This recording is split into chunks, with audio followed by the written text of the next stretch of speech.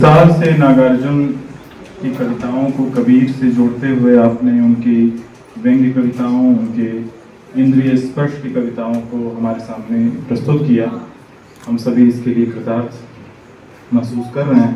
इसके बाद हम प्रोफेसर अवधेश प्रधान सर को मंच पर आमंत्रित करते हैं कि वे आएं और अपना मुख्य अतिथि का वक्तव्य हमारे समक्ष प्रस्तुत करें। प्रधान सर।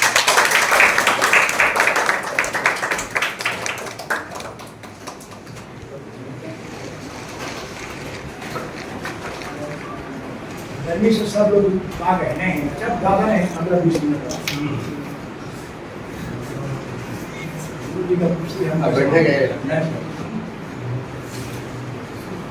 अध्यक्ष जी, अध्यापक बंधुओं और छात्रों छात्राओं,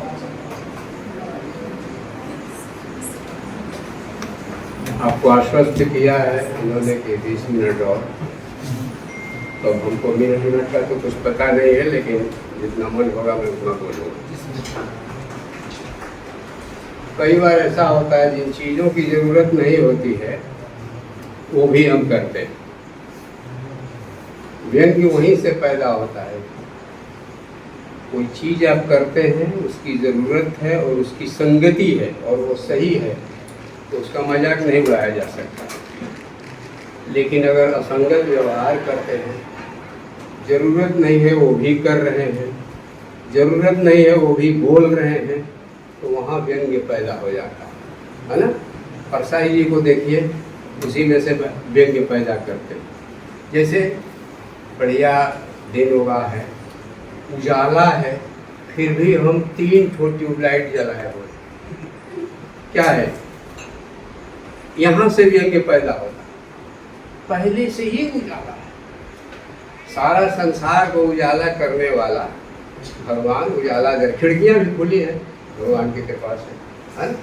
फिर भी हम 3 ट्यूबलाइट जलाए। किसी समय दिए के उजाले में लोग पढ़ते थे, है ना। सब सुलभ नहीं था, अब आज बहुत सुलभ है, तो हम दुरुपयोग कर रहे हैं। हाँ, ट्यूबलाइट बुझा दीजिए तो वही सब दिखाई देगा। बुझाइए ना, ट्यूबलाइट बुझाइए, नीचे है शायद ट्यूबलाइट भाई। अब देखिए ठीक सहज दिखाई दे रहा है ना, पीछे का भी बुझाइए, सबका चेहरा भी दिखाई दे रहा है, हमारी आंखों को भी सुविधा है, इसे चुभ रहा है आंखों।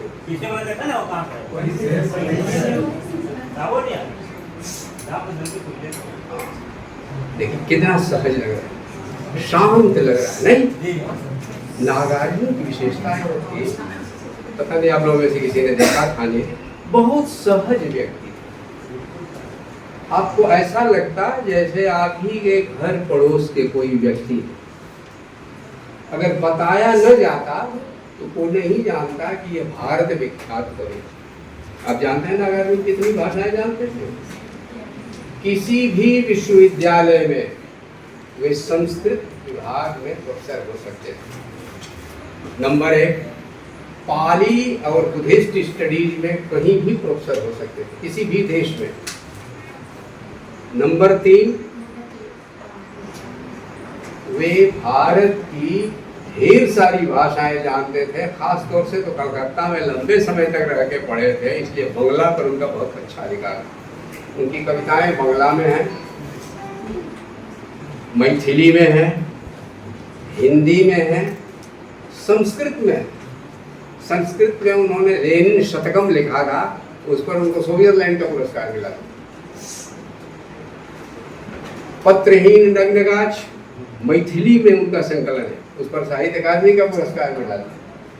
हिंदी रचना पर उनको अकादमी का पुरस्कार नहीं मिला, मैथिली में मिला। और मिथिला में घूम जाइए, यात्री नाम से लोग जानते हैं, यात्री जी की रचनाएं जानते हैं। और किसी के घर ठहरे हों और जहाँ बहुत किताबों की बात होने लगे, विद्वत्ता, जो आदमी खुद विद्वान था वो सहसा उठते थे और घर के भीतर चले जाते थे। आपकी पत्नी से बात करेंगे, आपकी बच्चियों से, सबसे घुल मिल जाएंगे। क्या बनाया है, इसका अचार डालती हो कि नहीं, हाँ, ये सब पूरा। यानी किताबी बातों की तुलना में जो जिंदगी है, जीवन, उसका अनुभव उनको जबरदस्त था। बहुत कम लोग होंगे जिन्होंने उनके जितना ही यात्रा की होगी। 1.5 पसली के आदमी थे, दमा के मरीज थे, लेकिन आप विश्वास करेंगे उस जमाने में तिब्बत जाने के लिए बहुत सुविधा नहीं थी। वह तिब्बत में नागार्जुन के साथ गए थे और उस तिब्बत की ठंड में वह रहे थे।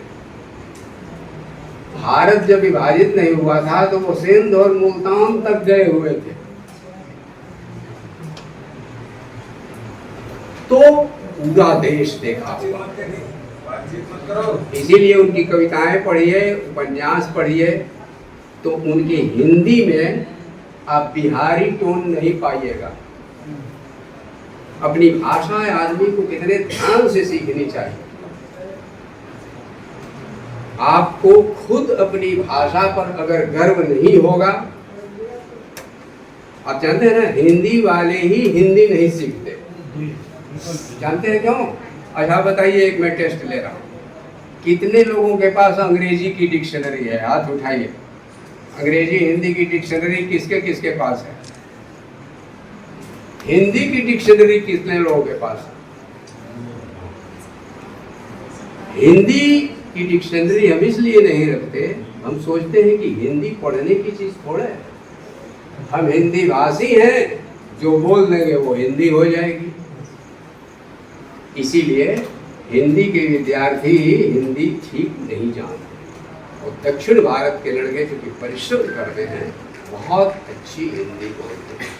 प्रतियोगी परीक्षाओं में हिंदी भाषी छात्र बहुत बढ़िया कर रहे हैं, और हिंदी भाषी छात्र हिंदी में ही फेल हो रहे हैं लाखों की संख्या में। नागार्जुन का हमने नाम सुना है, हम बिहार के हैं, लेकिन नागार्जुन की कितनी कविताएं याद हैं? लेकिन किसी बंगाली लड़के को लीजिए, पकड़िए, उससे बात करिए, उनको रविंद्रनाथ की ढेरों कविताएं, कोई डॉक्टर हो, कहीं इंजीनियर हो, व्यापारी हो, लेकिन उसको रविंद्रनाथ की कुछ न कुछ कविताएं याद हो। तो हिंदी को प्यार नागार्जुन ने किया, इसलिए सारा घूमते हुए भी उन्होंने हिंदी इतनी उनकी अच्छी। दूसरी चीज, हम लोग थोड़ा पढ़ ले कुछ और भाषाएं, तो उस पढ़ने का असर दिखाई देता है। दिखाई न दे तो हम दिखाने की कोशिश करते हैं, है ना? हमारी भाषा में बनावटीपन आ जाता है। नागार्जुन की भाषा में संस्कृत का असर आपको नहीं मिलेगा। कोई देख के कहे कि ये पंडिताऊपन है इसमें, आपको नहीं मिलेगा। वे बंगला जानते हैं, ये उसको दिखाना नहीं चाहते। कुछ लोग थोड़ी बहुत उर्दू जान जाते हैं तो 2-4 शेर जरूर मारते हैं, लेकिन नागार्जुन की कविता में जैसे वे सहज थे व्यक्ति, वैसे ही उनकी सहज भाषा है। जैसे सर ने वो कविता सुनाई ना, आपने देखा उसमें एक शब्द के लिए आपको डिक्शनरी नहीं देखनी पड़ेगी। आपको एक संस्मरण दिखाता हूँ। एक कविता का गुण है, उसको कहते हैं लोकप्रियता, पॉपुलैरिटी। तो पॉपुलर होने के लिए कुछ लोग बहुत ही एकदम निचले स्तर पर उतर आते हैं। तो आज हास्य रस के कवि खास तौर से भद्दगी पर उतर जाते हैं, लेकिन नागार्जुन की कविता में आप पाइएगा कि अद्भुत लोकप्रियता, लेकिन उसके साथ साथ उसमें स्तरीयता है ना? व्यंग्य किया है बड़े बड़े लोगों पर, लेकिन उसमें भद्दगी नहीं है। अब ये जो कविता है वो उन्होंने बच्चों की स्टाइल में लिखी है। जैसे अमीर खुसरो का नाम सुना है ना? अमीर खुसरो ने पहेलियां लिखी, उन पहेलियों में उसका जवाब छिपा है। 20 का सिर काट लिया, ना मारा ना खून किया। क्या है? ना खून शब्द देखिए उसमें है ना मारा ना खून किया। इसी तरह अमीर खुसरो की शैली में भारतेंदु हरिश्चंद्र ने कविताएं लिखी, वैसे ही 600 वर्ष पुरानी शैली को जैसे भारतेंदु हरिश्चंद्र ने अपनाया, वैसे ही नागार्जुन में आपको इतनी शैलियों का प्रयोग मिलेगा। अब सोचिए, इसको बच्चा भी समझ लेगा जो कविता सुनाई गई यहाँ पर। 5 फूट भारत माता के दुश्मन था खूंखार, गोली खाकर एक मर गया, बाकी बच गए 4। गोली खाकर, यानी यह उसका चॉइस था। वो आजादी की लड़ाई में निकला तो जानता था कि गोली चलेगी। गोली खाकर एक जा रहा है और गोली लग गई, ऐसा नहीं है। गोली खाकर, वो जानता था गोली चलेगी, लेकिन वो गया। गोली खाकर एक मर गया, बाकी बच। वह एक आदमी पर नहीं है, हजारों ऐसे नौजवान जब निकले असहयोग आंदोलन से लेके 42 और उसके बाद तक, तब देश को ये आज़ादी मिली। भाषण देने से नहीं। नेहरू जी इतने अमीर घर के थे, 9 साल जेल में रहे, 9 साल जेल में रहे, और इतने सुंदर और सुकुमार थे कि खादी का कपड़ा पहली बार पहना मोतीलाल नेहरू ने जो निकाला उनका कुर्ता, तो पीठ लाल हो गई थी कट कर खादी से। इतने बड़े बड़े घरों के लड़कों ने त्याग, अपने को डी क्लास किया। गोली खाकर एक मर गया, बाकी बच गए 4 पूत भारत माता के चारों चतुर प्रवीण।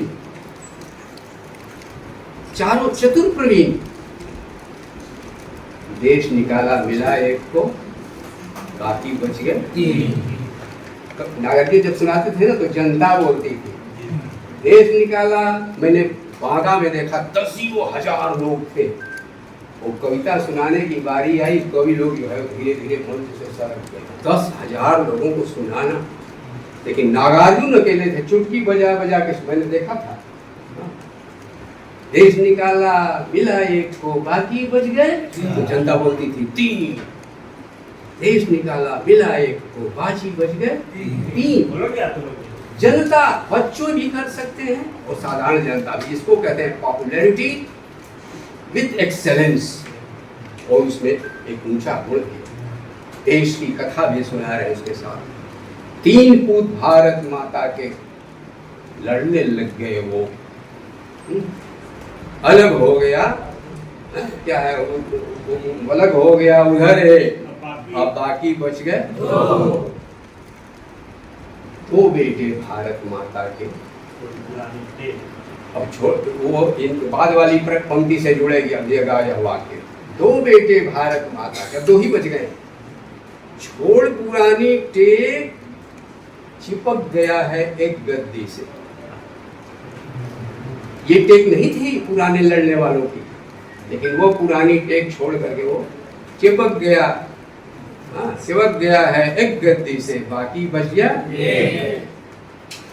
उसकी बाद कविता में जो करुणा पैदा हो, एक ही बचा है, एक पूत भारत माता का कंधे पर है।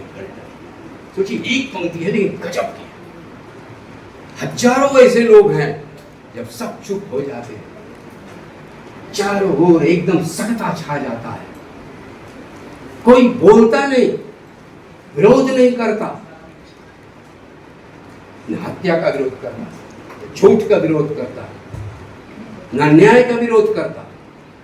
एक पूत भारत माता का कंधे पर है झंडा, उसने हटाया नहीं झंडा।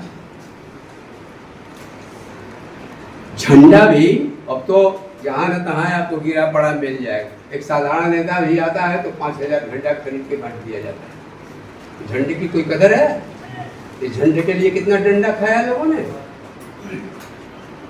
राष्ट्रीय स्वयं संघ है, ये लोग कहते थे कि ये तिरंगा झंडा राष्ट्रीय नहीं है, भगवा झंडा राष्ट्रीय है। और जब गांधी जी की हत्या हुई, सरदार वल्लभ भाई पटेल ने उन लोगों के ऑफिसों में जब मिठाइयाँ बांटी जाने लगी, तुरंत उन्होंने बैन कर दिया पूरे संगठन। और उसके अध्यक्ष कौन थे? सदाशिवराव माधव गोडवलकर। उनको डाला जेल में, जेल में डाला, और तब तक नहीं छोड़ा जब तक उन्होंने शर्त नहीं ली। शर्त 3 शर्त पर दस्तखत करना होगा, तब छोड़ेंगे। देश आजाद हो गया है, इतने बड़े देश ने त्याग किया है, उसके साथ यह देश आजाद हुआ है। मजाक बनाया, झंडे को नहीं मारोगे। नंबर 1, भारतीय संविधान को स्वीकार करना। आप जानते हैं ना पहला कानून क्या पास हुआ था? अस्पृश्यता विरोधी कानून। सारी दुनिया के लोग देख रहे हैं, हजारों वर्षों से इस देश में करोड़ों लोगों को पशुओं की तरह से, दलित लोगों को इस देश ने दिखा दिया कि हम भी आधुनिक मार्ग पर चल सकते हैं। ये बुद्ध ने रास्ता दिखाया था, है ना। हमने अशोक को केवल अशोक वो जो वो है ना वो स्तंभ, उसको हमने राष्ट्रीय चिन्ह बनाया, तो उसके पीछे एक दृष्टिकोण था। बुद्ध जिस चीज को लेकर के पूरी एशिया में आलोक फैलाया, तो छुआछूत, सब मानव, सब मनुष्य बराबर।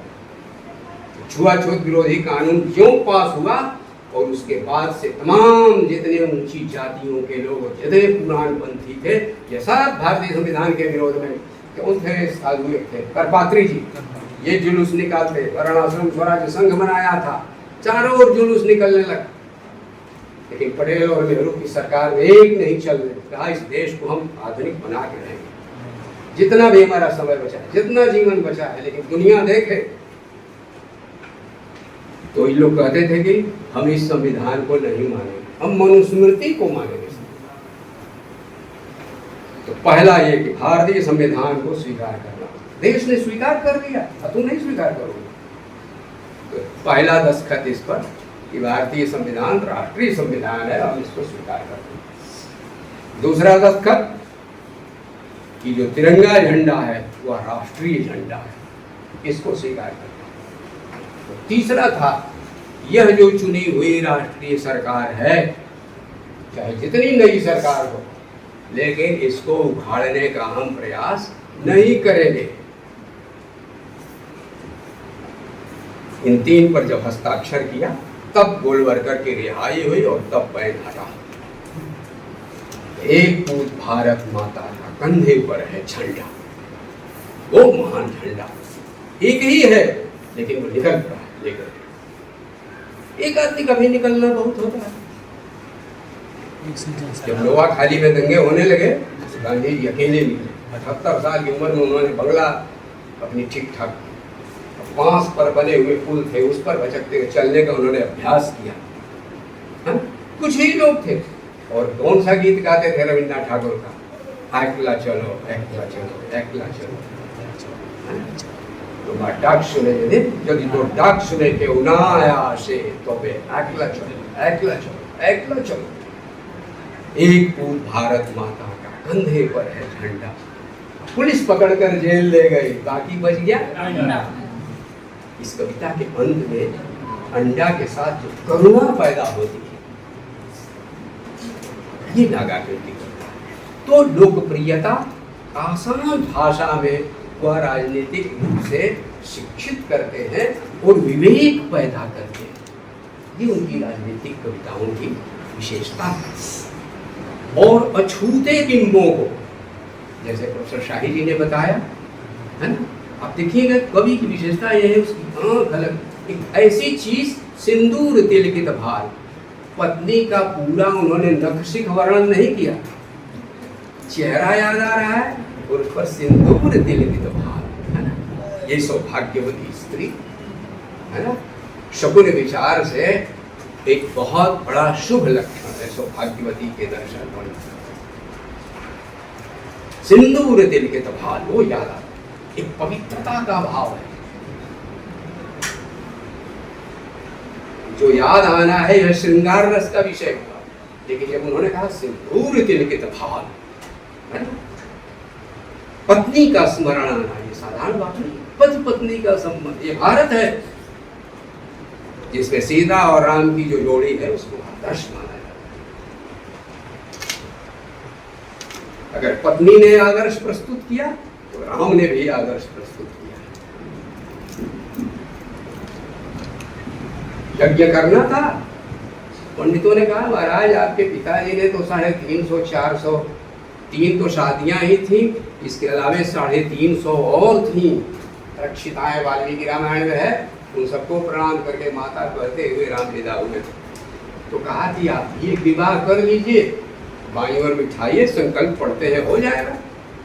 राम ने कहा नहीं, मेरे पिता ने किया होगा, लेकिन मायरे बाईं तरफ बैठकर संकल्प लेने का अधिकार केवल सीता को है, और मेरे जीवन में केवल एक सीता और कोई दूसरी नहीं ला सकती। ये है राम।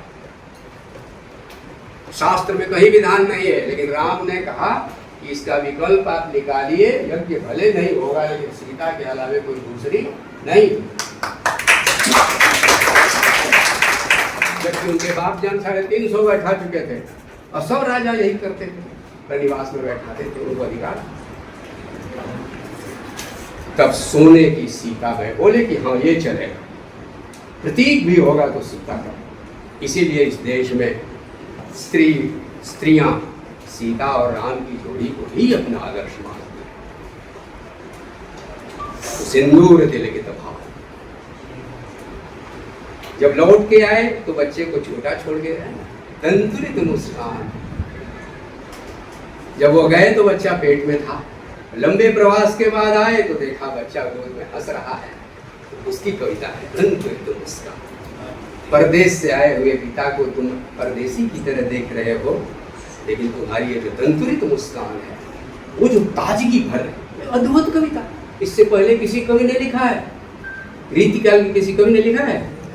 300 वर्ष तक नायिकाओं पर कविताएं लिखते हैं, लेकिन एक बच्चे की तंतुरित मुस्कान में जो सौंदर्य है, इसको कहते हैं अनुद्घाटित सौंदर्य को जो सामने रखते हैं वह कवि है। ट्रक में आपने देखा होगा, हाँ? अब वो ट्रक वाला जो है बेचारा बोमडीला से ट्रक लेके चला, 15 दिन तक ट्रक चलाते चलाते चलाते, जाने को कहाँ उसका घर है। तो उस अपनी नन्ही बच्ची का घर से चलते समय उस नन्ही बच्ची का जो प्लास्टिक की चूड़ी है उसी को उसने ले लिया है यादगार रूप में, और जहाँ वो स्टीयरिंग के पास एक खूंटी में टांग दिया है। और जब ट्रक चलाता है तो गुलाबी चूड़ियाँ हिलती रहती हैं, उनको देखता रहता है, उस पर नगार करता है गुलाबी चूड़ी। क्या बात है।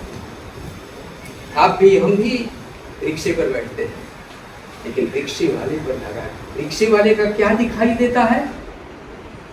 उसका पैर देख रहे हैं नागार, है ना, पैर देख रहे हैं। रिक्शे के 3 पहिए हैं और उसके लिए 2 पैर, नंगे खुरदुरे हैं, दिवाई फटे पैर। वो जो है इन 3 पहियों को दौड़ा रहा और उसी पर जिंदगी दौड़ रही है उससे। तो जैसे भगवान विष्णु ने अवतार दिया ना, त्रिविक्रम, 3 पग में सारा त्रिलोक नाप दिया, तो कहा यह जो रिक्शा वाला है ये त्रिविक्रम है, अपने 3 पगों से ही। ऐसा लग रहा है जैसे इन्हीं से वह सारी नागार्जुन की यह विशेषता है कि बिल्कुल नए नए विषय उठाते हैं, और उसमें पुराने संस्कृत पढ़े हुए आदमी पुराने पुराने उसमें बिंबों को ढाल करके, यहाँ पहले आया था दीवारों पर बहुत अच्छी अच्छी सुंदर सुंदर कविताएं अंकित थी। बहुत ये तो विभाग बड़ा अद्भुत रहा है। जानते हैं यहाँ बाबू वासुदेव नंदन प्रसाद, पूर्णमासी राज, आचार्य विश्वनाथ प्रसाद मिश्र, इतने दिग्गज विद्वान हुए, भुवनेश्वर नाथ मिश्र माधव। तो आप इतने बड़े विद्वानों के विभाग में पढ़ रहे हैं, है ना, तो अपने उसको याद करके वर्तमान को भी कोशिश करनी चाहिए कि हम थोड़ा उसको अपने तय जितना ऊंचा उठा सके उसके स्तर को उठाएं। कम से कम हिंदी को सीखने का एक शर्त ये है कि अगर प्रेम नहीं करते तो आप सीख नहीं सकते। अगर हिंदी के प्रेम है, श्रद्धा है और हम कर सकते हैं, आत्मविश्वास है, तब आप जरूर कर लेंगे। नागार्जुन बिहार के, अगर बिहार को आप प्यार कर दें तो नागार्जुन को भी आपको प्यार कर। बाहर आप जाएंगे तो आपको पूछा जाएगा बिहार के हैं, तो आपको अपने आत्मगौरव के लिए कुछ नामों को जानना चाहिए। वहाँ से आते हैं जाके नागार्जुन, तो दूसरा पूछेगा नागार्जुन की कविता याद है कि किसी भी इंटरव्यू में जाए, ये शर्त है कि आप नागार्जुन, रेणु, दिनकर, बिहार के जो लोग भी गौरव के प्रतीक हैं, खासतौर से हिंदी में, आप हिंदी के विद्यार्थी हैं तो आपका कर्तव्य बनता है कि उनको प्रेम से पढ़ें। परिश्रम से पढ़ें और इस तरह पढ़ें से उनके प्रति आपका एक लगाव हो, प्रेम हो जाए। तो इन्हीं शब्दों के साथ मैं आप सबके उज्ज्वल भविष्य की शुभकामनाएं करता हूं।